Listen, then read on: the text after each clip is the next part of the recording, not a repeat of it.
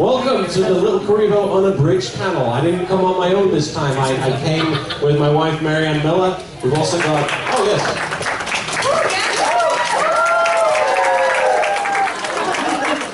Looking fantastic. Where'd you get that blue flower crown?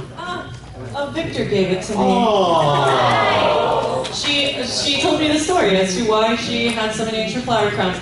She wanted to be young Victor, who is beautiful and perfect, and for those of you who don't know, he wears one of these crowns. And she wanted to order the flowers online, but she could only order a minimum of 150. So she has to give out a lot of them? Yeah, so she gave out a bunch, and I was one of the lucky people. They're one of the lucky 100. Yes. Well, we also have with us, we have Rochelle Hager. Hi, I'm Susie in Little Witch Academia. And, and Tall Girl in Persona 5. I've really been pushing it this weekend, so I should probably mention that I'm in Little Witch as well as a man. yeah! And I'm in Sword Art and Fate Zero, and you can look it up on IMDb, I don't care. And we also have Erica Harlicker here hiding at the very end. I'm on in Persona 5 and a lot of things, but relevant to this, I'm Rebecca in Yu-Gi-Oh Abridged right now. So, yay! I feel like we're like your groupies because we keep coming to all your things this weekend. All two of them. Yeah. I mean, what guy doesn't want to be surrounded by babes? Come on. Yeah. I wanted to start things off with a little special thing that I have planned. I wanted to do a reading of the first Yu-Gi-Oh Abridged episode, because I like to do that sometimes. And it's always fun to see if I remember the lines, because I always miss one. It's usually the chocolatey fudge-coated mega ultra super card line. Right. Yu-Gi-Oh is filmed before a live studio audience. It literally is this time.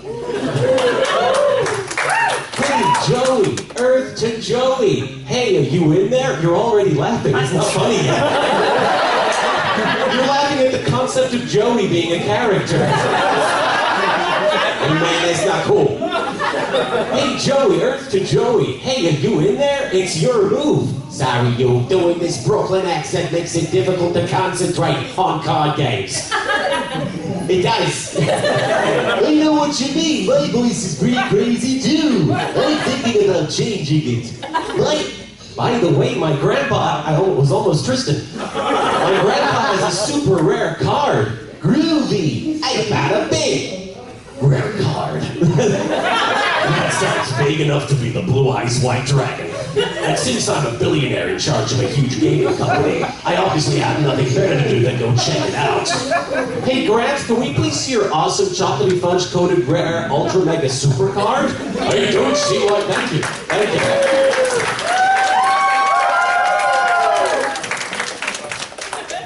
you. Hey, I don't see why not. Here it is, the Blue Eyes White Dragon. That's the least threatening name for a card, for a monster I've ever heard. What kind of moon could want a card like that? I'm here for your blue eyes, old man, and I won't take no for an answer. Now give it to me. No. Curses spoiled again. I'm gonna go hire some thugs to kidnap you now. I'm a billionaire, so nobody will even think about pressing charges. No, never. That kind of kid needs to get laid. Big time. Hello, game shop. I kidnapped your grandpa, Yugi, and then I dueled him into submission. So could you come over in here and call an ambulance for him? I have far too much money to do it myself.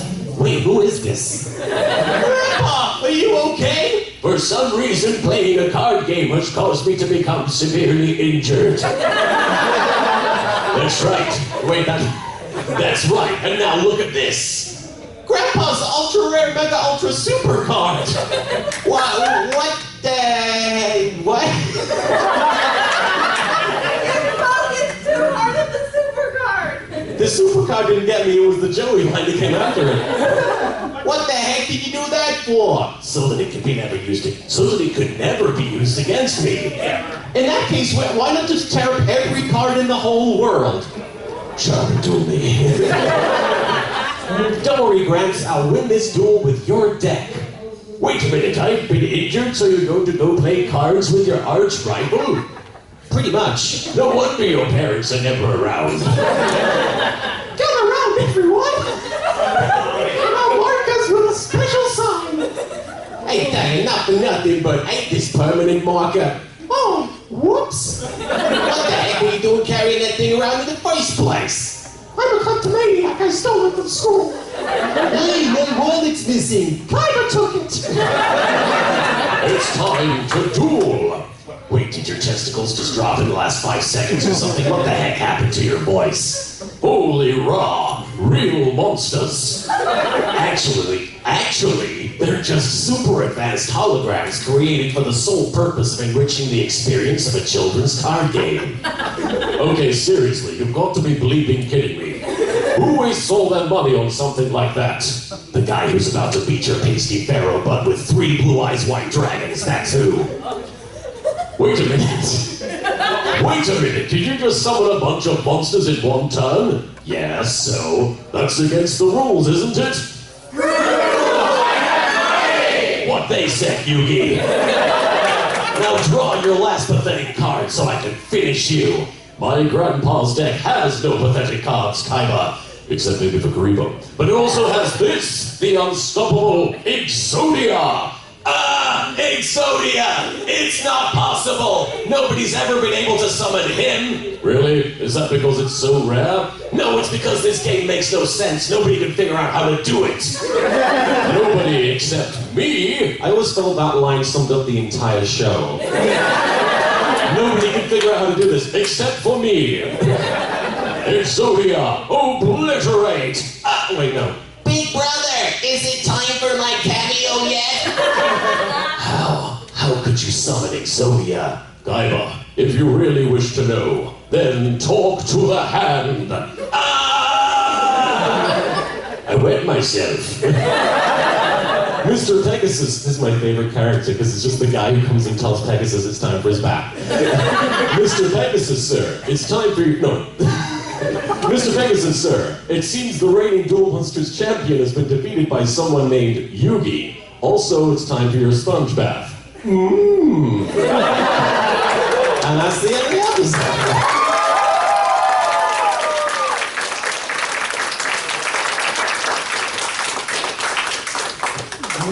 Bring me some. Is this mine or is this not mine? Wait, did you ask me? Yeah. Oh. Is this yours? No, I already drank mine. Oh, is this for somebody else? No, it's yours now. That's mine. I do have the first 3 or 4 minutes of the new episode to show you guys. Before anybody else in the world does, but I'm going to save that toward the end of the panel, because otherwise I've done panels before where I showed the episode right at the beginning, and then everybody left. And I felt it was really oh, I appreciate it, thank you so much. But that's a treat that we're going to say. Did somebody say I will? Look at this. Why would I stay? I want to give a shout out to the Vault Dweller and the Mysterious Stranger over there, because that's a badass cosplay. This is biased. This is clearly biased. Yeah, he's sexist.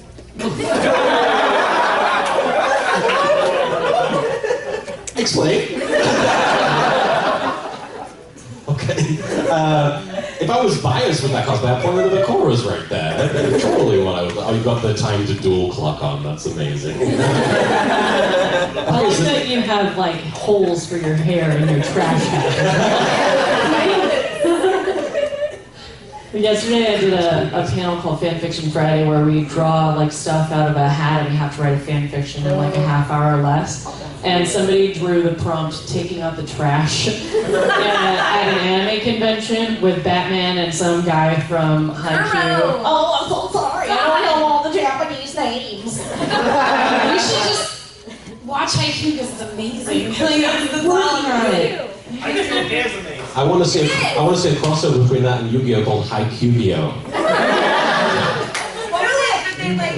They would play volleyball with cards. It would be really confusing and difficult. Just throw a card and it would just land right in front of them. But like it would have to be like a really intense like they're like, oh, the spike is coming, and they're like getting ready, and then it just goes wee. You activated my ball card, Yugi.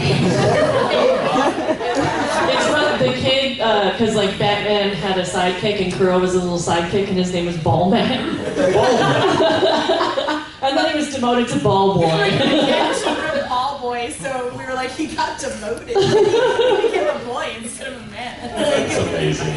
Well, yeah, this panel doesn't really have a specific structure. I'm happy. Mostly we just do Q&A. We field questions and we chat to you guys. And keep in mind that we do have 4 panelists up here that would be happy to field your questions about anything from voiceover to video games. To Yuri on Ice. Yuri on Ice, absolutely. I never hear so weren't even. And It really bothered me that we were. you were abandoned, Erica. I'm sorry. But if you have any questions about literally anything, it could be about Yu-Gi-Oh Abridged, it could be about me, YouTube, anything whatsoever, just throw a hand up and we'll call on you. Right there, sir. So, when does Yu-Gi-Oh cast started? What year was it?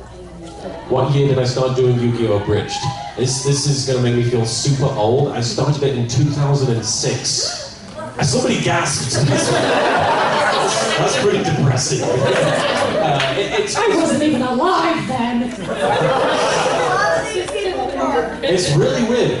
I look back on it, and the timing of it is a big part of why it became a big deal the way it did. I mean, regardless of what I wrote or how I played the characters or how good or bad the video quality was, the fact is that in 2006, when YouTube had just really started becoming a thing, there wasn't so, when YouTube started being a thing, there wasn't really anything else like it. There wasn't really an ongoing parody series based on an anime like that.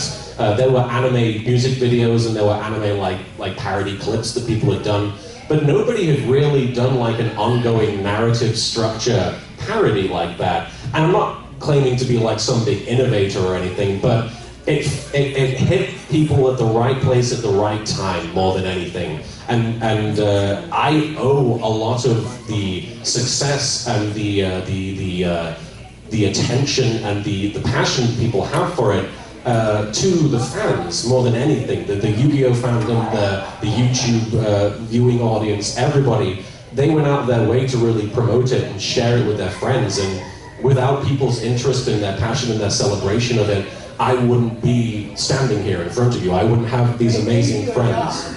They kind of gave me a job, it's true. So whenever people come up to me and say, you know, thank you for making the show, it's a two-way street. I have to thank all of you for making the show worth making, because without the laughter you guys provide, without the feedback and without the passion that you have for the show, even if you stopped watching like 8 years ago, if you ever watched it and sat and just had a chuckle, that is why I'm here, and that's why I have the life that I have, and I thank you for that. I really do. Thank you. Okay.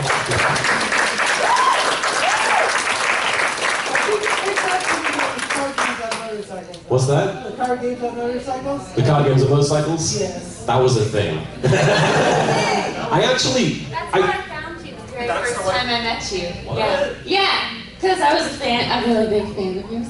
And I was trying to find you at Anime Expo, and that was like my only goal for the day, was to buy a shirt from you. And I was like, I know he's somewhere in this area. And then I hear, card games on motorcycles! And I was like, that way! And then I stood awkwardly, like, across the way from you for 5 minutes while you talked to other people because I didn't want to interrupt. And then I came up and I was like, hi, I'm a big fan, can I have a shirt?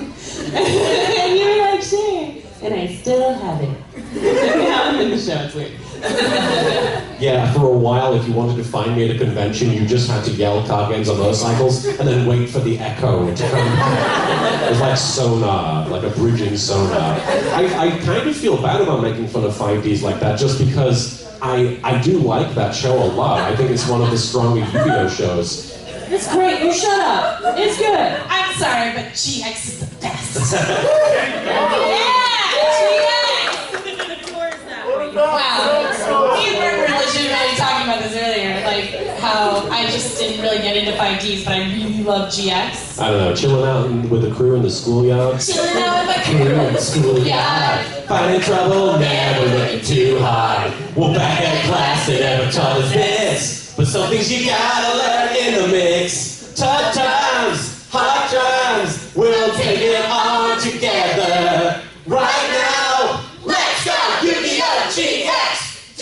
Generation X. Game on, get your game on. Come on now, better play your cards right. Game on! Get your game on. Trading card things happening on the screen. Also, like standing on a rock with water or something? Because he's a badass, I guess. It's an island? Listen, they get knocked down by a wave. They do get knocked down by a wave. It's some wacky anime stuff. But if you think about it later on, they are really badass. They are very, it gets very dark. They get knocked down. Season 4 was never done, but Very it was true. good and dark. But yeah, I like 5Ds as a show, and I feel like ridiculing the premise like that was kind of on the nose. It was my attempt at making fun of myself more than anything. That Card Games on Motorcycles video was like, what if LittleKuriboh tried abridging 5Ds? He would just do that catchphrase over and over and over again. Because I'm known for doing like memes and catchphrases aggressively, so I kind of was trying to poke fun of myself more than the show. But as a result, it kind of got a bum rap from people who just saw that and thought it was just a show about card games on motorcycles, but it is about a lot more than that. So if you like Yu-Gi-Oh, I recommend checking out 5Ds if you haven't yet. It's good stuff. I will do that, thank you. Thank you. Does GX seriously stand for Generation X? No, Okay. because I don't think Japan has that. No, I don't phrase. think. I was gonna say, because like Generation X is like people born in the 70s. No, I think it's supposed to be like Generation Next. Yeah, it's meant to. Yeah, Next. Not X. Yeah, but But like, if you're a this still wrestling- doesn't make sense. If you're a wrestling fan, you think of D-Generation X, which is a weird image to have, because Jaden going around crotch chopping, I don't know. Question over here. It's not really a question. Okay. It's kind of like what they did with Zexel. What, oh, the name, you mean? Yeah. Oh yeah. Because it's Zeal in It's Zeal in Japanese, but it's Zexel here. If you look at the different openings, they go Zexel and then they go Zeal.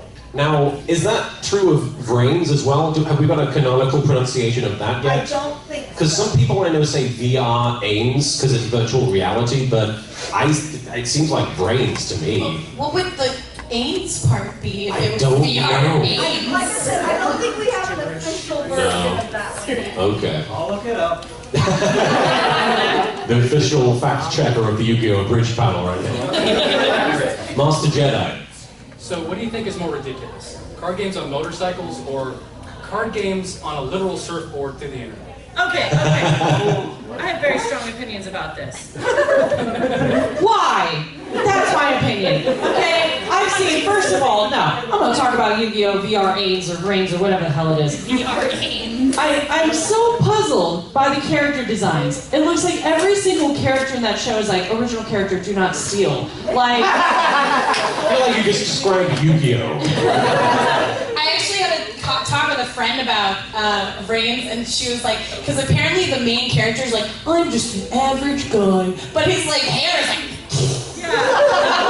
yeah, he's real, just like average guy. And he's like, I don't want to stand out, and then he has like this crazy hair, and I'm like, bro, you don't want to stand out. If you don't want to stand out, you need to be Tristan. but like, seriously though, like, why they go into the virtual realm and then they play card games and they have like a little talking arm thing and then they surf. Like, it's not even a surfboard, it's like a boogie board. It doesn't make any sense. It's making me so mad. I just...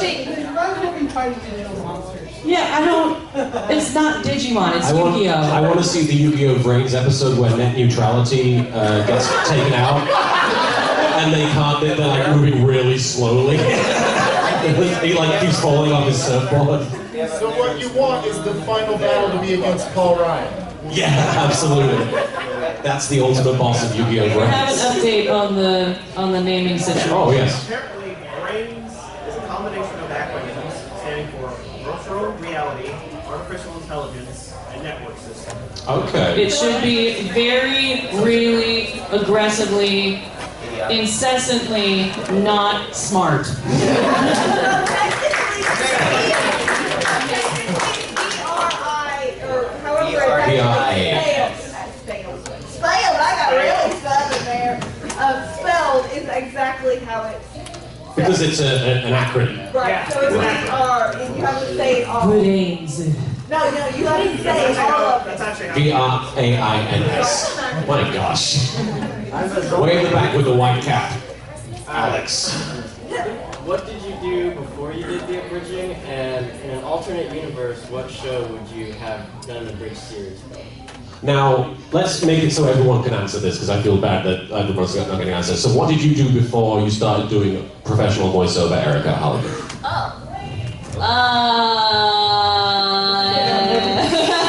What did I do before I did voiceover? I fan fiction, yes, which I still do. I originally thought I wanted to be a veterinarian, so I did a lot of like science and stuff like that. I had a rock collection, that was cool. And then I changed my mind right before college and decided I wanted to go into something with art, so I thought I wanted to make video games, so I went for graphic design and computer science. That was hard. So then I changed my mind and switched to theater. My parents were like, what's happened? And yeah, so I haven't had any other, I mean, I had like small jobs, like I was an art assistant for like an artist, and I taught kids how to paint and stuff. And I worked at Bang Zoom in production for a while. Bang Zoom Entertainment, they do like anime and games and stuff. But other than that, voice acting's been my only career, so that's cool. So in an alternate universe, you were a scientist who painted rocks? Yes. Okay, cool. Glad we nailed that down. Do you want me to go next, and then we'll go with you guys? Before abridging, I worked in retail, and it was miserable, and I hated it. But I was able to get through a lot of it after I started doing the abridged series, because while I was working in the shop, I would just think, I get to go home and write jokes and make people laugh, and that means the world to me. So it was easier once. Welcome, Macho Man, Brandon, Deadpool. It was easier for me after I started doing the abridged, because I just had that to take my mind off of things. Weirdly, occasionally I would get fans recognizing me in the shop while I was serving them. In fact, there was somebody who put they were buying some sort of board game, and while I was processing their payment, they just leaned over and were like, "When's the new episode?" And I was like, "That'll be $10.99." And one time, these fans chased me down the road, screaming, "Martin, Martin!" Because I walked home from work because I didn't live too far off. And these two girls parked the car on the side of the road, jumped out, and just ran towards me screaming, "Martin!" It was like something out of a really low-budget version of Beatles' Hard Day's Nights. Just two girls chasing me down the road. But it turned out they just recognized me from a video, and they were going to tell me, because they were going to see me in a theatrical production of Blackadder that I was doing that month. But aside from that, if I wasn't doing a bridge... your question was, what would I abridge in an alternate universe if I didn't do Yu-Gi-Oh? I'm pretty sure it would be Tenchi Muyo. I think that, because that was like the other anime that I really fell in love with, aside from Yu-Gi-Oh! That or Evangelion, and I think both options would have been wildly different than what I ended up doing. What about you, Marianne? What were you doing before voiceover? Well, I will tell you the story of how I decided I wanted to be an actor, because I honestly don't feel like there is a universe that exists where I would not be an actor. When I was 10, I saw, my parents bought a DVD player. The first DVD I watched was Patch Adams, and the movie's not great, but I loved that movie. And on DVDs, they had these cool things like behind-the-scenes featurettes. So as I watched this behind-the-scenes featurette, and it looked like they were having a lot of fun, and there's a scene in the movie where there's this old lady, and her dying wish is she wants to swim in a pool of spaghetti. And so I was like, I want to get paid to swim in a pool of spaghetti with an old lady. I'm going to be an actor. So, 10 years old, decided to be an actor. I really liked old ladies, I guess. Not spaghetti, just old ladies. Yeah. So I started getting into theater and on-camera stuff. Basically, when I was born, I shed my mother's skin. I've always been a very tall, large. I just have this image of you crawling out of your mother's skin. But when I was 14, I looked like a mutated 21-year-old, and I was not a cute kid. Nobody's a cute kid. Let's be real. Have you seen the picture of Justin Timberlake? When he was a Jonathan Taylor teenager? Thomas? Yeah, no. We're not gonna talk about JTT. All right. But yeah, like I just look very strange. So acting like on camera was not something that worked out for me because typically it's very rare that you see actresses over like 5'8", and you have to be a specific weight, which that. Yeah. Thank you. I like being fat. It's tasty. You're not fat, you're just I have what to love, yes. My cats agree. But yeah, so no, he absolutely agrees. Yeah.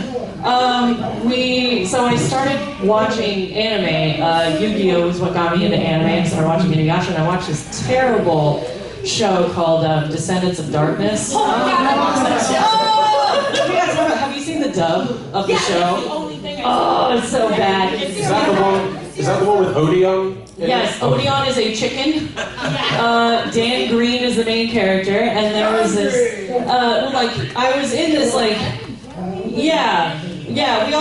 we as women always have like that Fujoshi period where we're like, gay dudes are the best! You mean like always? Yeah, I mean, it's a long period, okay? No. It's like a supernatural. Oh wait, on sci-fi. Oh, okay. I didn't know that. I thought he said, was it a sci-fi? No, it wasn't on. It was. Sci-fi was like the go-to place for anime when you didn't have things like Toonami But only and at everything. like 1 in the morning. Yeah. Toonami still actually shows it in the very middle of the night. But yeah, so I watched this show, and there was a character named Tusoka who was voiced by Liam O'Brien, and I thought he was super cool. And so I emailed him, and I was like, this voice acting thing seems really neat. He's like, yeah, it is. And I was like, so I can't on camera act like I swam in a pool of spaghetti with an old lady, but I can voice it. And that, so I just... What would that sound like? Give it to us right now. Whoa! Who left all this pasta here? Grandma! Where are your clothes? Why are you in this pool of pasta? I thought you were playing the grandma in that moment. I was like, Grandma! Maybe Grandma's dead. She's super old. We don't know. It's a murder. Took a very dark turn. Yeah, I mean... Grandma in pool of spaghetti does not imply a depressing story to me, but you made it happen. Yeah, now it's a murder mystery.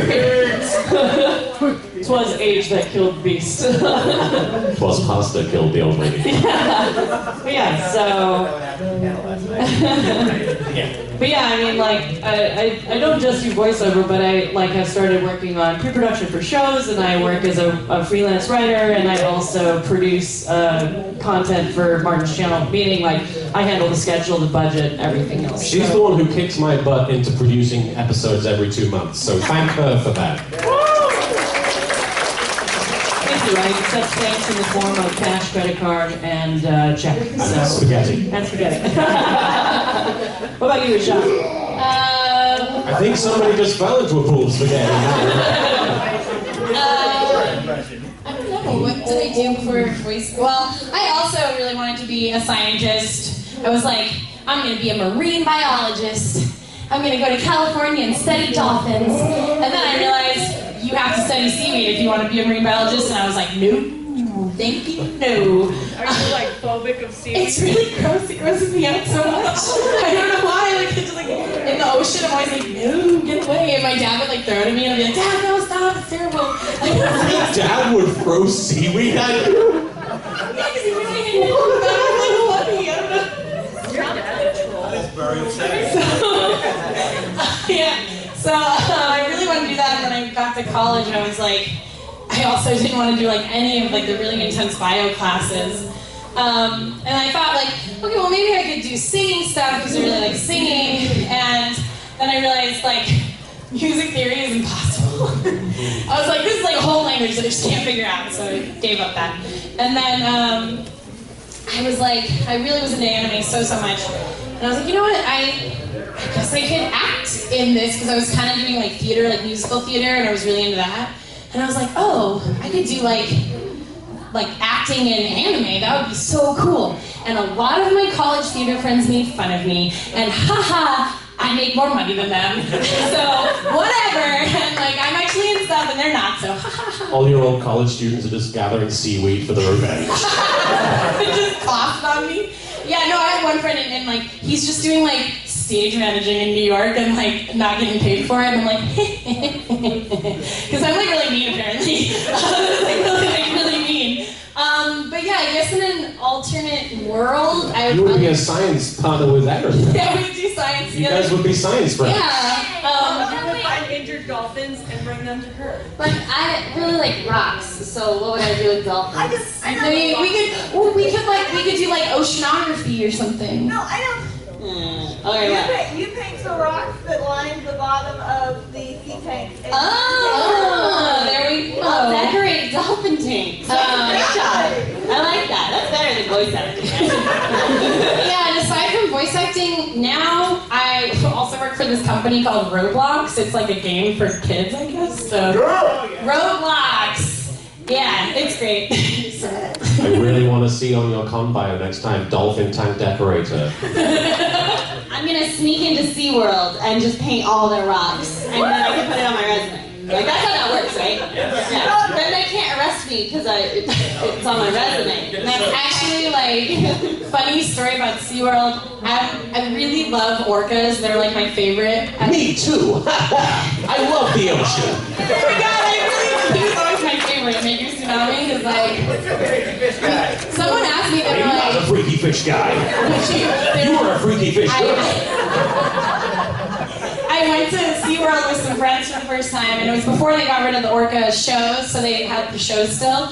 And like I know SeaWorld is like bad and whatever, you know, like all that stuff. But the show was like so great. The second that the orca came out, I just started crying. I was so excited. I was like, oh, they're so beautiful. I'm so happy. And like my friend filmed it, and I was like, why did you film that? It's so embarrassing. And then she sent it to my mom, and my mom was like, I have the cutest daughter. And I was like, this is so embarrassing. But man, do I really love orcas. So. You know the seaweed is more afraid of you than you are of it.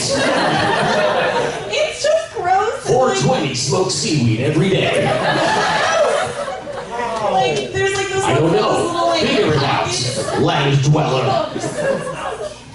It's so gross. I like it. It's tasty. Do we have any right over here with the pink wig? It's hair. It's hair. I'm so sorry. That's fantastic hair. That's amazing hair. Woo! Congratulations on your hair. Nice job. I just want to seriously know how you actually get into voice acting. Like, how do you do it? That's a good question. I don't know. Mike has been passed to me. Take a lot of classes. Really, like, practice. And if you're in school, take acting classes. If you're not in school, do, like, community theater and do, like, some kind of acting, because at the end of the day, its base is acting. You know, it's not just funny voices. It's like you have to know how to act. And just... And then if you want to do, like, anime, you probably would have to move to one of the places where they record the anime, which would be like LA or Dallas or New York, or I think there's some in Atlanta, right? Houston? Is there some in Houston? Kind of. It's more Dallas. Yeah, Canada has stuff. Like there's options. But you probably have to be there because you need to like go into the booth to like record those things. But if you don't want to just do anime, there are so many options with the internet and things, and you can find things online, like. Living proof. Yeah, exactly. You I can would not, create for the a record. YouTube show and be famous and awesome. I would not recommend having anime be your only source of income, by the way. No, It is the no, lowest paying of any acting job aside from free. But it's the hardest. Yeah, it's technically difficult. Yeah, I mean, They're all different, like in terms of their difficulty, but anime is definitely. well, just because it's so time consuming with like dubbing and stuff. I've been writing like anime scripts lately and trying to figure out how to get lines to match mouth flaps is like a nightmare. I just did that earlier this year, like writing scripts, and it's so different because like at the time I was writing a novel and also writing scripts, and for like my novel, I was constantly cutting. Yeah, I was constantly cutting things like really and that and just. And then when I was writing scripts to fit lip flaps, I was like, it was really just a really difficult time that time. And I was like, oh my god, I have to put so many words in this. And it was like two completely different forms of the writing medium. It was very interesting. But don't be discouraged. If there are a lot of obstacles in your way getting towards voiceover, don't be discouraged. If it's something you're passionate about, if it's something you believe in, it's not something that will happen overnight. It's definitely not something that might even happen within like a year or even 2 years. Yeah. But these people are proof that if you are dedicated, if you are passionate enough, if you're willing to go to the lengths that you need to go to, you can do this thing that you love, that you want to be part of. I'm not really nearly as prolific as these guys as far as professional voiceover goes, but I'm in a position where I'm doing things that I dreamed about doing. Literally like a decade ago, I dreamed about being in a position like this, and it blows my mind that I can have the opportunity to talk to you guys like this. But it's because of the encouragement of you guys, of everyone that's in my life. It's because I never gave up on that dream, even though it was a pipe dream at the time. It was something that was so far out of reach. And it's not like, you know, I just like devoted myself to this one thing and did it. I just never gave up. And it's really important to never give up on your dreams, because ultimately, if you don't have those, what are we living for? You know, what is the point? So. Yeah, and also, like, I know for me, yeah. Well, thank you. Like, I know, like, Erica and I did a lot of online stuff for a while, like, just like fun stuff for voiceover, and that really helps. Like, just doing like, I lived in Boston for ever until I moved to LA, and like, I did online voiceover, like just amateur radio plays and fun little things like that for like, oh my gosh, like 4 or 5 years before I like moved, and it was just really good practice and really fun. And then when I got to LA, I took a lot more classes and met people that way, and you started to make connections. So yeah, don't stop. Like, even if you're not in a place where you can, like, you know, because Eric was like, oh, you might have to move and stuff, but even if you're not ready to move, you can still do like a ton of stuff online and just practice and get into the habit of it. Yeah, and again, if you don't want to, you know, do anime, then you don't necessarily have to move nowadays. If you have like a home studio, then you can do commercials from really anywhere, which is cool. And yeah, like what she was saying, if you have a group of friends that also is like, I think voice acting is cool, you can just get together and like do radio plays, or like turn off the volume on the TV and like do the voices while they're talking. Like, anything like that is great practice, and it like, if you do stuff like that every single day, then you'll be honing your craft. We did a playthrough of Final Fantasy VIII. We did. Like, it was us and Laura Post, and we did all the voices. Yeah, I voiced Squall, and I think I voiced him like Sasuke from Naruto, the original kind of Steve Series show. Ellipses. Whatever. It was so great. And you were Zell. Oh yeah, I did Zell, and I did this like weird surfer dude thing. Kinda like always went up at the end of his sentences. Like, always everything was a question. It was so weird. I want to give a shout out to Rochelle, by the way, because this is her first convention appearance as a guest. Which it's a really big deal, but for you and for me as your friend to see you up here, and that's an example of somebody who never gave up on their dream, and she's here with us right now. We love you!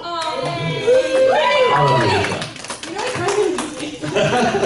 you. We have any other questions? We have time for a couple more questions. I'm going to show you the first half of the new Yu-Gi-Oh Abridged episode, whether you like it or not. So, right there, sir. Is there any episode of Yu-Gi-Oh that you're really excited to sort of...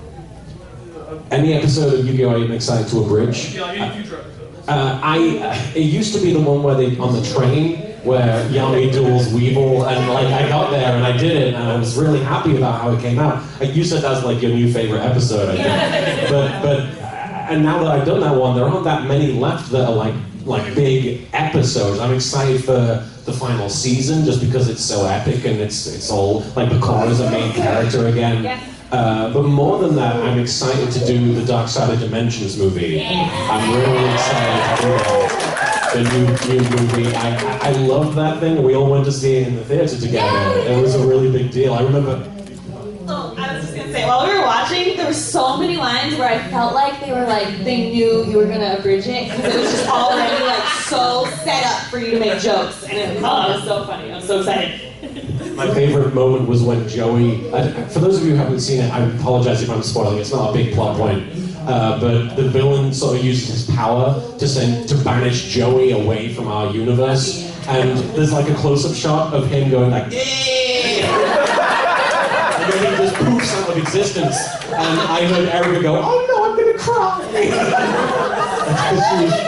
she was worried about Joey.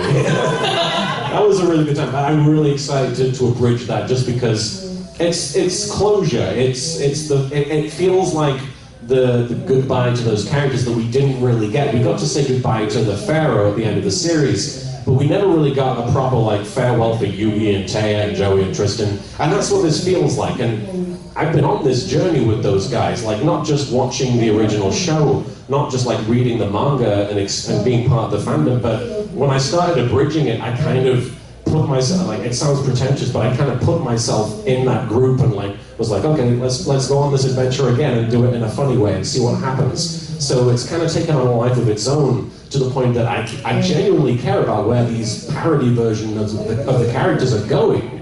So when I get to that moment, it'll be like saying goodbye to them, and that's going to be an emotional moment for me, not just because it's closure for these characters, but it's closure for a big chapter of my life, a completely life-changing part of my existence that I never saw coming and has affected me on levels that nothing else has. So it's going to be a very special video when I come to do it. More than anything, I'm excited because there's you don't hear it in the movie because there's music playing, but Yugi gives like his graduation speech, and I'm really just excited to write something for Yugi to say to all of the schoolmates. He's there. He's like, by the way, Joey, I still hold it against you that you stole my puzzle piece. I think that's going to be a lot of fun. Right here. Are there any characters that you don't voice but really, really want to at some point, like in a parody or something? Oh, anything? Yeah. Any characters? Do you have an answer for this? Is there any character you'd like to voice in anything that you don't but you'd like to? I mean, I don't have a specific character, but like any Kingdom Hearts character ever. I'm hoping they stop wanting to only use Disney Channel celebrities and are like, who's this girl? Let's give her a shot. But yeah, or anything in Pokemon or anything in Yu-Gi-Oh. So I helped a little bit. If I could voice anything, I'm really jealous of you and Rochelle for being in Persona because that's like a dream for me. I want to be in anything where I can shoot myself, like Fallout or something like that, where I can just find myself and shoot me and take my gear and raising your hand like you have something to add to that, Sean. What if they did an American voiceover for Yakuza 0? Oh, I would love to be in a Yakuza game, in any of them. Having said that, the history of dubbing that game series has not been great, but that would be really sweet. Like, it's crazy to me, I don't know if anybody's played it, but in Yakuza 0, the newest one to come to the West, they threw a Yu-Gi-Oh Abridged line in there. Like, literally, like, it's a big deal to me, because I played those games since the first one came out. If you, the main character, Kazuma Kiryu, he has a side quest where he buys up all the businesses in town, and if you finish all 5 areas of the town, you fight the final boss of the business subquest, and he literally points a gun at you and says, "Screw the rules, I have money."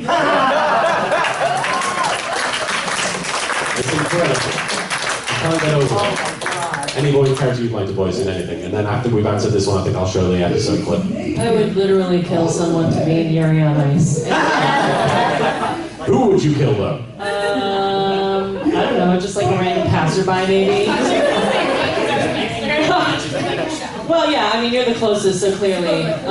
But, I mean, it would be easy to track that to me, so I'd rather not. I'd rather just kill randomly. But aside from that, I've been watching Gundam Seed, because, like, I found out it was on Hulu, the remastered one, and I'm like, this was such a big deal when I was really into anime as a teenager, and I've never seen it, and I've never, like, I watched Gundam Wing and it was hot garbage. Maybe this will be better. So I started watching it, but I really love, it is. It's not better. Oh no, it's not, no. I just finished the first season. But I love Maru in that. Like, she's amazing. She's really cool, like, nuanced, awesome female character. Maruanced. Yeah.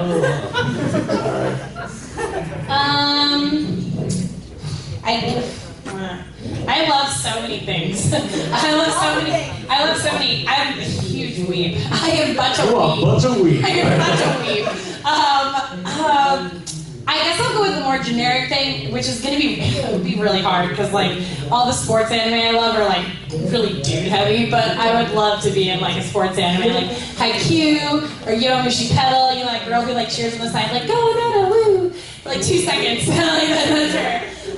Or you know, Free, Yuri on Ice, like I love all that stuff. So probably something like that, I guess. Or a Zelda game. I really love Zelda a lot, so that's cool. It's really nice. Now that they're doing voices. I know, yeah, now that they're doing voices, I'm like, okay. Forget that that's an option. I know. But yeah, I mean, Persona was a huge dream of mine. I got to be like small character Persona, so that was amazing. Being in a Final Fantasy game would be cool too, because that's what Final Fantasy. I want to voice Link with Marek's voice. Jack, what?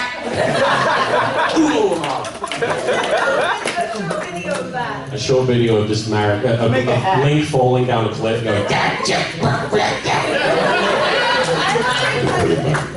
we'll have time for one more and then we're going to show the video. In the final season of Yu-Gi-Oh! Yes. Are you going to do Ancient Egypt Bakura as a British Bakura? I mean, they did that in the dub, so I can't question that logic. Times when he was British and there were times when he wasn't. What was he if he wasn't British? I don't know. We don't know. I'll do him like Italian. How's that?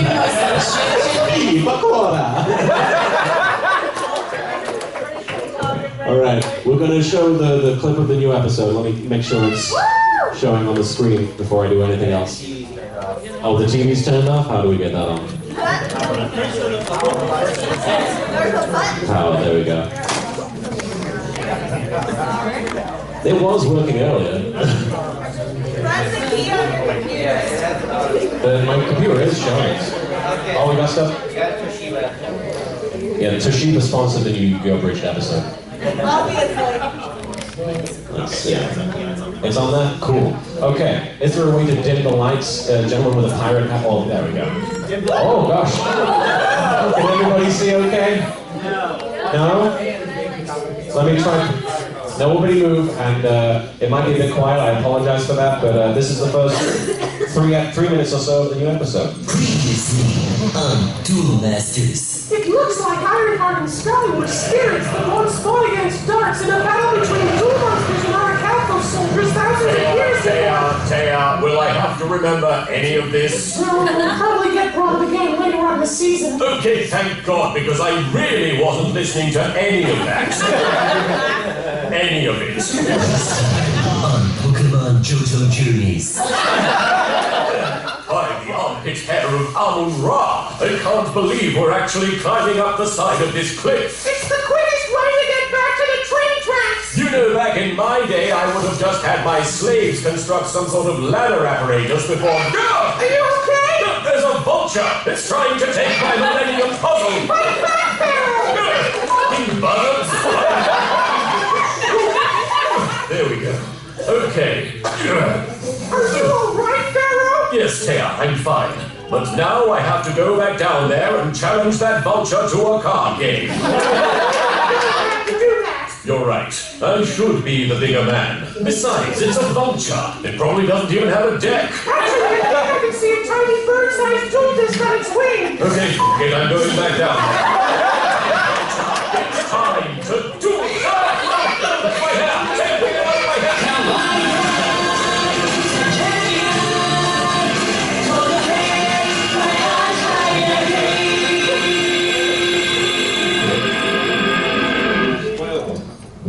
I can't believe we're spending this whole filler rock carrying Rex Raptor's dead body around with us. Keep going, Joey. Just think, Yugi could be in real danger. My friend Yugi is in danger? I gotta help my Yugi! That's what happened in the Japanese version. That's how it was translated. You gotta keep going, Joey. Just think, When we get home, I will buy you a pizza. A freaking pepperoni pizza! Man, I gotta get that pizza! That is why the dub is always superior. The villains are doing. I hope they're eating pizza. Listen up, you bozos. I don't need any help taking down Joey Wheeler. Yeah, we know. You're a strong, independent woman who don't need no man. Sarcasm? No, totally serious. Raphael just has a voice like a William S. Burroughs novel. What? I'm difficult to read. Well, maybe you should start my new book. I call it Stay Out of My Way, the My Valentine story. And hey, it even has pictures, like this one of me walking out like the queen that I am. Dramatic haircut. That's a real book. That's all we got. Can we get the lights back on if possible? Thank you so much. All right, thanks so much for coming to the panel, you guys. I hope you guys are having a great time at Akaicon. Do we have anything else the rest of the weekend? You guys have a panel tomorrow, right? What do you have? Character talk at what time? 2, maybe 2 o'clock. Erica Holliger has a character talk panel tomorrow, but otherwise, I'm going to be wandering around. I hope you guys had a great time. I'm going to be happy to... Oh, wait, what's that? You're not scheduled until 10. Oh, I'm scheduled to stop at 10? Yeah. Is that right? Yeah. Oh, I guess we can keep going. I saved the Thank you guys, I'm so sorry. All right, do you guys want to keep going? Sure. Sure, okay, we can do that. Any other questions, I guess? What's your question, Marianne? Why didn't you plug my vocal technique panel tomorrow? I didn't realize you had a panel. What time is your vocal technique panel? Same time as hers. Oh, it's the same time as the character panel, so if you want, you might have to choose between the two, unfortunately. Fight to the death. It's Yugioh! Could there be a no-holds-barred fight before the panel decided which one you go to, or which one is the supreme panel? I mean, we could pick a tool for the audience to see who they go. No, I want to punch you. That's fair. I have the advantage in a physical fight. Yeah, in a duel, I just don't know what I'd be like, this is a card, what does it do? I would beat you. Yeah. It's okay, no one else knows what That's true, but I don't have that much money, so I can't screw the rules. Question. Any other questions? If not, we might have to ad-lib something. Yes, ad-lib. All ad-lib. Oh, gentlemen. Jeremy. Is there video footage of you in a theatrical production of Blackadder? There was video footage of me practicing, rehearsing. I was Baldric, the idiot character from the series. It was Blackadder the Second, and we did 3 episodes as a production.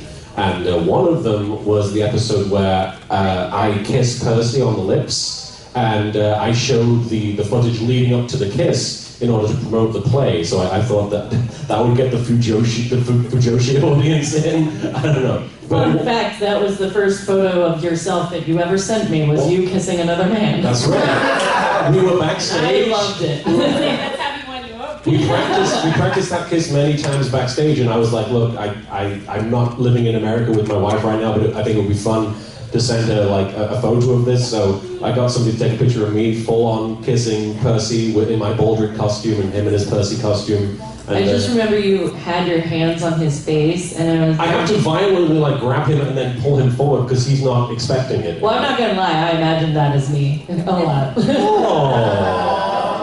I was like, he looks like a fun guy to kiss. It must be fun. That is gay. But yeah, unfortunately the whole thing isn't available online. It was something that they wouldn't let us film or release like that, but it was a good time. It was the hardest part of that play was there's the episode that starts off with Baldric holding the target board up, and Blackadder is shooting arrows at him, and the arrow goes between his legs, and it's like a joke, but the way we set it up... It's like a joke, but it's not a joke. It sounds violent, but the way we did it was I stood against the wall, and there was a small hole in the wall that somebody would shove an arrowhead through to make it look like it was striking me, and it was always worrying to me that it would miss or, stab me in some shape or form, but it always worked flawlessly somehow. It was a fun shoot. It was a fun play to be involved with. It was good. It was good times. We have any So LA now. Yeah, it was a fun shoot. Fun shoot. Gentleman Alex over there. Every Millennium item in Yu-Gi-Oh has a power, but it's not stated what the Millennium Puzzle's real power is other than holding the Pharaoh. So in a funny way or a serious way, all of you should name what you think the Millennium Puzzle's power should be. What do you think the Millennium Puzzle's power should be? And also, for bonus points, Erica, this is the Millennium Hotel. So what is the Millennium Hotel's power? Oh God! I mean, based on my knowledge from last night, the Millennium Hotel's power is to summon the Millennium Rod from people. Right? I don't know. I guess the power would be like, it's like, the Pharaoh's the power. He's like the yeah. He's like the ball of light that you shoot at. That's it. That's I mean, they do say with the Millennium Item's power is very explicitly, it's puberty. Oh yeah. Well, that was the rod summoning thing. But The Millennium Puzzle, it's weird. He has random powers at times that they don't really bring back, like. The Mind Crush is one of them, but then in the duel with Yami Bakura on the Dark RPG, in the anime at least, he has the power to switch bodies, like to take people's souls and switch them. In the episode where like Tristan is Bakura does or the Pharaoh? No, the Pharaoh. Yeah, in fact, Bakura's ring has many different powers. He has the power to summon the man-eater bug in real life and how to kill somebody in one episode. I think they just pull these powers, like they put a hole in the wall and they're like, oh look, that's the medieval tongue power. You hold her back. They do say that all Millennium items have the ability to summon creatures from the Shadow Realm. Oh, they do? Why don't they do that more? The show would be a lot more exciting. They do say, because Isis can do it, she doesn't ever do it, but Merrick, obviously, can do that. Does he do that at some point? He does at one point, but I don't think they did it in the American anime, or the American version.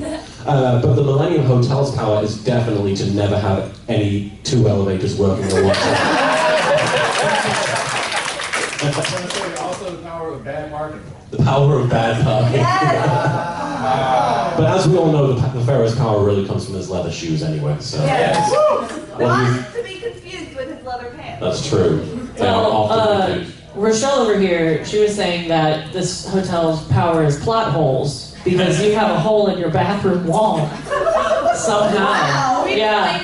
It's like really small. It's just, I think we deduced. It's small. One of the 6 mysteries of this weekend. We deduced. Yeah, but there's also one in the closet door. Okay, that one we haven't solved, but we did figure out that the one in the bathroom is somebody was really mad after they went poo and then was like and they're so angry. They swung the door open and just the handle put a small little dent in the wall. No, it's not a small little dent, it's a gaping hole. I was trying to make it sound better than And then they were really mad that they put a hole in the wall, so they came out and just punched the closet really angrily.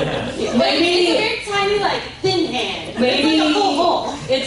Maybe it's like, you know how in the Elite Beat Agents they have that level where you can cheer someone on to poop? I don't know. Yeah, there's a game called the Elite Beat Agents and it's a group of cheerleaders who are like, whoa, this guy's having a problem. And I guess this guy was constipated, I don't know. So he's taking a dump and they come and they're like, poop, poop, poop, and then he poops. But maybe bad end is that he doesn't poop and that is he stayed in this hotel. Bad end. That is bad end. Bad end. Bad end would be reaching for the toilet paper and it being gone. That would be bad end. Yeah, I mean, I guess.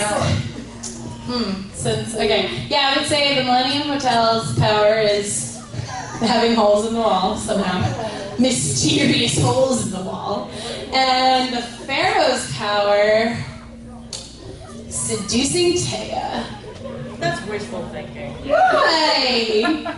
This It's not wishful thinking. She clearly has a crush on him. It worked. Oh, I see. Yeah, that's what I was thinking. I feel like that's the Pharaoh's power, not the puzzle's power, right? Because Yugi has the puzzle as well, and that didn't work out. Yeah, that's true. I don't know then. Also putting holes in things. Yami, Yugi's just like, It's a double edged. it's time to punch the wall. Ow! Apparently, it can also attract vultures. It apparently can attract vultures. And with tiny dual discs on their wings. I really appreciate that you guys like the effing birds line.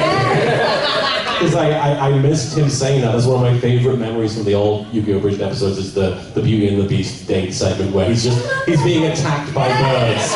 And he says effing birds, but I bleep it out really badly so you can still hear him say it if you pay attention, because people complained about that. People were like, you can still hear him say the F word. And I'm like, darn. I totally didn't do that on purpose. Tell your mom that you heard a swear. I heard a swear from Yu-Gi-Oh. Ruined the fandom. Ruined the fandom. Oh yeah, you said puberty. I forgot. I was like, We have any other questions about literally anything? It could be about. Well, not literally anything. Well, yeah, within reason. Family friendly. How do you kill a person without getting caught? Send it to the who's the murderer? Send it to the Shadow Realm, obviously. Nobody can prove That it. doesn't change this world at all.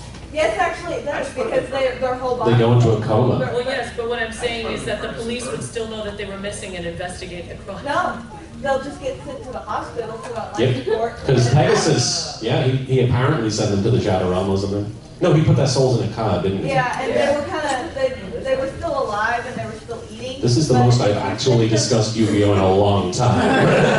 If you send them to the Shadow Realm, their body goes into a coma because,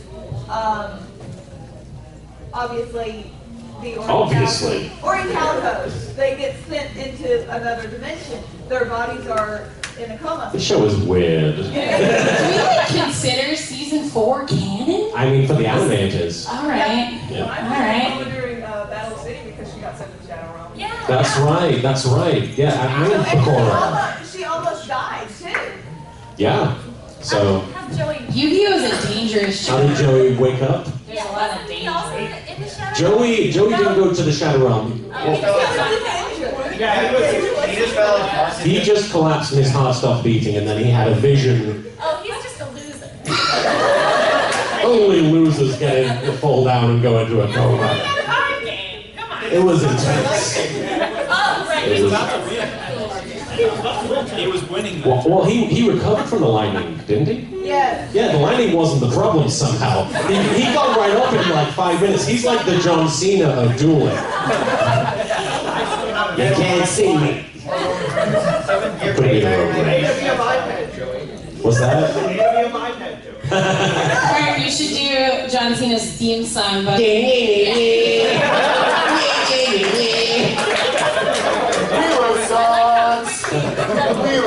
Joe Nochi sucks. I like how quickly you understood what she was asking. I was like, Martin, you should do that, and you're like, Or if it was Roman Reigns, we'd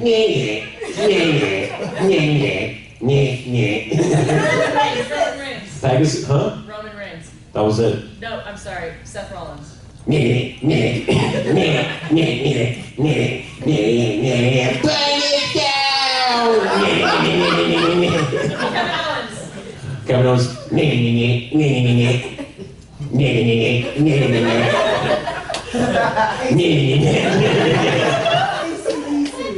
ACDC? I was gonna say Enzo Amore. Enzo Amore. My name is Joey Wheeler, and I'm a certified furry and a bona fide duelist, and I don't get that. And this right here, this is Tristan Taylor, and his hair is 7 foot tall, and you can't teach that. Bada boom, worst duelist in the room. How you doing? There we go. I apologize to any non-wrestling fans. Rey Mysterio. 619. I can't keep going. That's a whole other video channel right there. Joey covering wrestling. Joey covering wrestling in general. Joey covering wrestling in general. It's like a crossover. Mark for Mark for Do Mark. like a Mark for Mark episode of just. Hey man, gotta win WrestleMania to save my sister's eyesight. Hey you! Hey you. Hey you! Alternate universe. Oh hey you. I was like, hey you. Hey, how's it going? What's up? Hey! Hey you.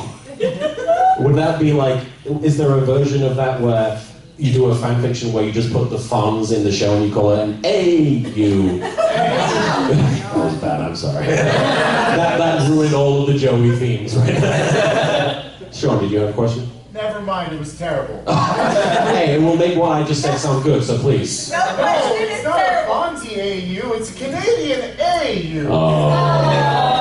I told you! It was pretty good. It was pretty good. Over Are here. you going to do any more of the Merrick plays? Yes, there are going to be more Married Plays coming out. There are more Bloodlines episodes in the works. Are you going to do any other characters playing video games? I'd like to. It's just not something we've got scheduled. And like maybe a lot of my time is focused on bringing out Yu-Gi-Oh Abridged with more regularity these days. Because there were times in a year where I'd only released 1 or 2 episodes, and I felt really bad for that. And a lot of that was because I was just very distracted by side projects. So I'm trying to definitely focus more on the main content, which is Yu-Gi-Oh Abridged. Maybe when that series is done, I can do a couple more Let's Plays. I can't promise anything, unfortunately, but there will be more Married Plays, just because that's my favorite character to just goof around as. He's a lot of fun. And Bakura, yes. Boxy What is your question, Eric? I have a fan question for you. Okay, so remember that like spin-off of Yu-Gi-Oh that you started to abridge? Where they went into like a board game? Oh, Capsule Monsters. Yeah. Would you ever do any more of that? Yeah, I definitely want to return to that. I made a 3rd episode like a couple of years back out of nowhere, and it's definitely something I want to finish because it's really a stupid series. It's really dumb. Tristan and Joey are like the best part of that show because it's just I feel like they made that show specifically because they were like there was very little Tristan and Joey goofy humor in the last 2 seasons. And they wanted more of that because I feel like that's why I fell in love with the show is these characters interacting with each other. Duelist Kingdom is always going to be one of my favorites just because like going on an adventure with those guys on an island and just seeing them try and survive by themselves, like Joey trying to cook the candy bars in the fire, like that's a classic 4Kids moment, and I feel like Capsule Monsters was their attempt to really bring that back. I'd like to come back to it, but again, it's going to have to be after I really finish the main series. Appreciate it, Erica. No, Yeah. this is an appropriate moment. Oh yes, absolutely, I yeah. just want to know things. Yeah. Exactly. Flash. Okay. Favorite anime from all of you, or like an anime that started you in your fandoms? The first anime I watched and read a manga of that I realized was anime was Fruits Basket.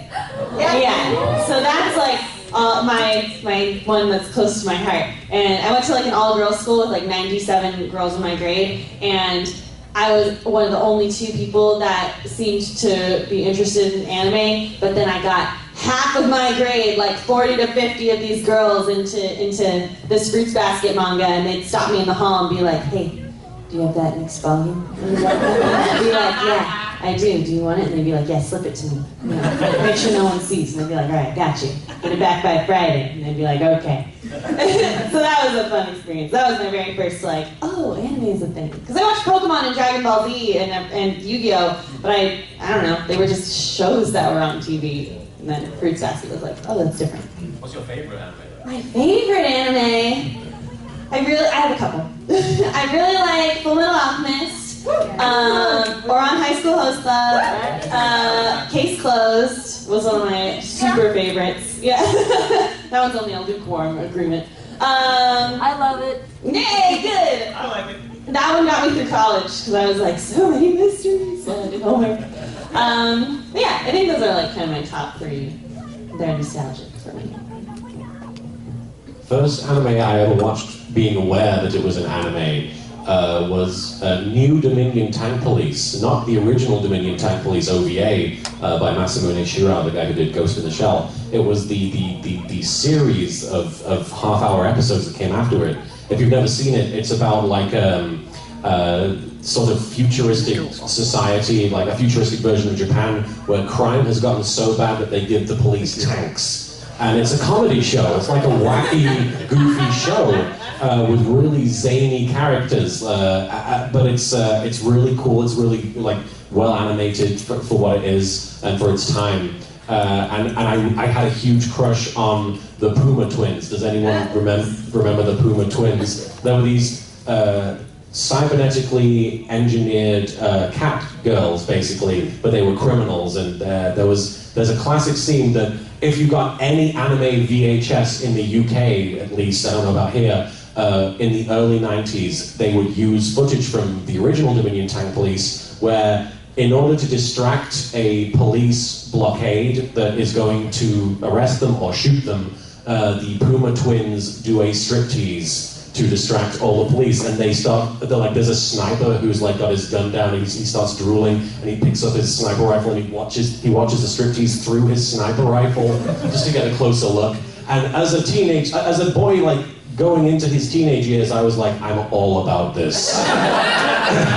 This is something I need. So I went out my way to collect that. It's not a great show, but it has a special place in my heart. My favorite anime, Mariana completely disagrees with me on the quality of this show, but it's Evangelion. I really love Evangelion.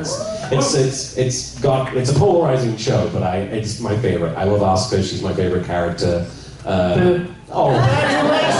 Congratulations! Your waifu is garbage. It's funny because she's my waifu. I'm garbage. I am Fujo trash. What's your first anime and your favorite anime? Well, the one that got me really involved in fandom was Fullmetal Alchemist. I was actually the moderator of an AOL chat room, and we would get together. We would get together every Friday or Saturday when it was airing on TV, and we would watch it on TV. And sometimes we'd have some of the voice actors come in and like chat about it afterwards. And I ended up getting cast in the Fullmetal Alchemist movie as like a random gypsy, and I had one line in the first movie. What was the line? There it is, the carnival. Thank you. Yeah, I'm like that one guy in Star Wars who didn't shoot the pod. If it weren't for me, they would have never found the carnival, and the movie would have kept going, but whatever. And then like from there, I was really into Clamp's Tsubasa Chronicles. Yeah, I shipped the hell out of Kurogane and Fi. I wrote probably 400,000 words of fan fiction. You have a tattoo from that show, right? I do. I have Fi's tattoo on my shin here, which I can't pull up. But set it up. yeah, well, Clamp is like super coy about their pairings. They're like, oh yes, they have feelings. Maybe not love, but they have feelings. But they just released like 3 new volumes of Tsubasa, and like they're really, like I was reading it and I was like, oh my god, they're so casual with each other. Oh, they're touching. Oh yeah, it was. I'm ashamed. But as for my current favorite anime, and actually, you know what? I didn't really like the anime of that. I liked the manga, but because Clamp anime is garbage. But yeah, thank you. The only Clamp anime that is not garbage is Cardcaptor Sakura. Yeah, Cardcaptor Sakura is pretty good. But as for current favorite titles, number 1 is Yuri on Ice. Number 2, yeah, I know if you look at my Twitter, it's just Yuri on Ice. I just bought both of the Yuri Nendos and I like played with them and took pictures. I love them.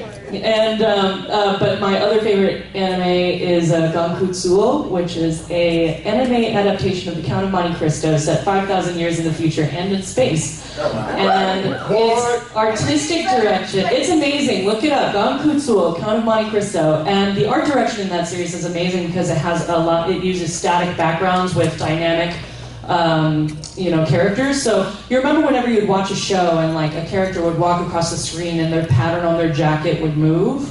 That's the entirety of every surface in this show.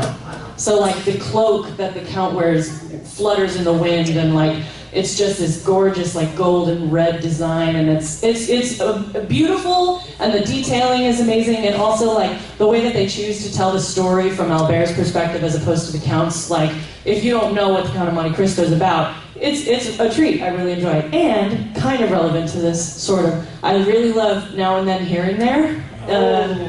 Wow, I think that's most people that have reacted to that.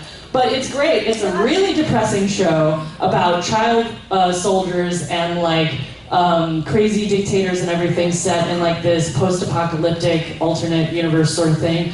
And but one of the main characters, well, all of the characters are from like Yu-Gi-Oh, the voice actors. So it's really funny. Like I originally started watching the show because the main character was really obnoxious, and he's voiced by Bakura's voice actor, and I just love watching him get the crap kicked out of him.